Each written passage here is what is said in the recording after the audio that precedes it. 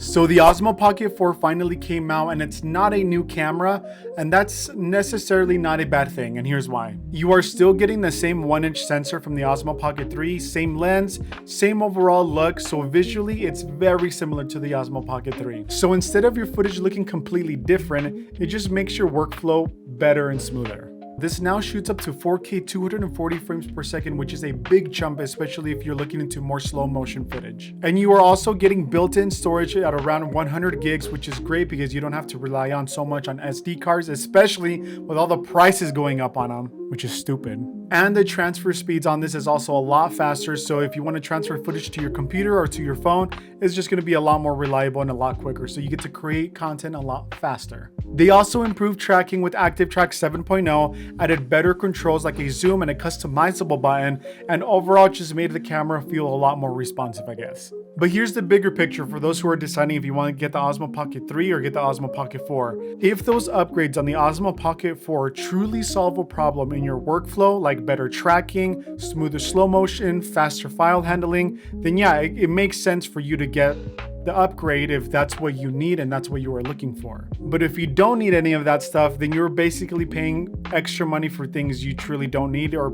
you're probably not even going to notice. And at that point, the Osmo Pocket 3 just makes a lot more sense. Because if you already have the Pocket 3 or you just bought it and you're like, dang it, I should have gotten the Pocket 4, you're not getting a new camera from the Pocket 3 to the Pocket 4.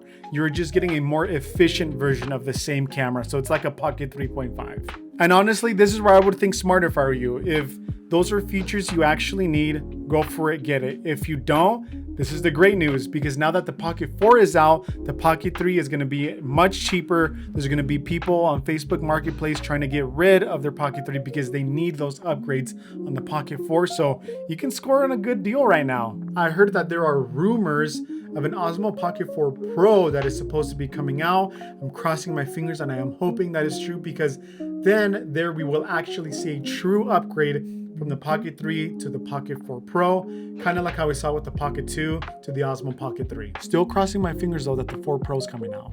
One thing I want to clarify is the Osmo Pocket 4 is still a 1-inch sensor. It's just an upgraded version of the Pocket 3. It's not the exact same one as the Pocket 3.